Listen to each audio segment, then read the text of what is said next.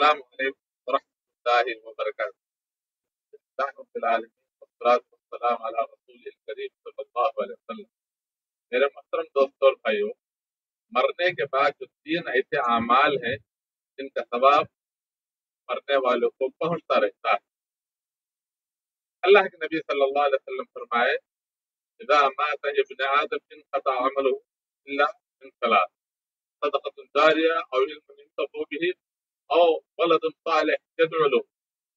پہلا صدقہ جاریہ کے بارے میں ایک ویڈیو آپ کو ہمارے سامنے آ چکا ہے 2 منٹ کا. تو آج دوسرا جو ہے وہ علم کے بارے میں. جو علم محنت سے، مشقت سے، شوق سے حاصل کیا جاتا ہے، کتاب اور سنت کا علم. علم سے مراد کتاب اور سنت کا علم ہے جس سے بھٹکی ہوئی انسانیت کو سیدھا راستہ بتا سکے، یا پھر جو ہے بھٹکی ہوئی انسانیت کو اللہ کی طرف لا سکے، ایسا علم. اور وہ علم جو ہے کتاب اور سنت کے ذریعے سے ہی حاصل ہو سکتا ہے، اور اس علم کا فائدہ ہی جو ہے نا ہمیں اور آپ کو پہنچ سکتا ہے.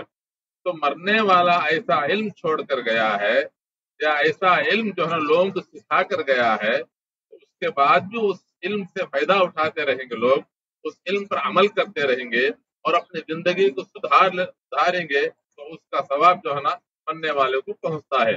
اللہ کے نبی صلی اللہ علیہ وسلم اس طریقے سے فرمائے اور علم ينتفع به، اور وہ علم جس سے لوگوں کو فائدہ پہنچے، تو لوگ اس سے فائدہ اٹھائیں، یا لوگ اس کو حاصل کر جو ہے نا اپنی زندگی کو جو ہے نا قرآن و حدیث کے مطابق زندگی کو جو ہے نا سدھار لیں، بنا لیں. اللہ تعالیٰ سے دعا کریں گے اللہ تعالیٰ مجھے اور آپ کو ایسا علم لوگوں کو سکھائیں جس سے جو ہے نا ان کو دنیا اور آخرت میں اس کا فائدہ ہو. جزاکم اللہ خیر.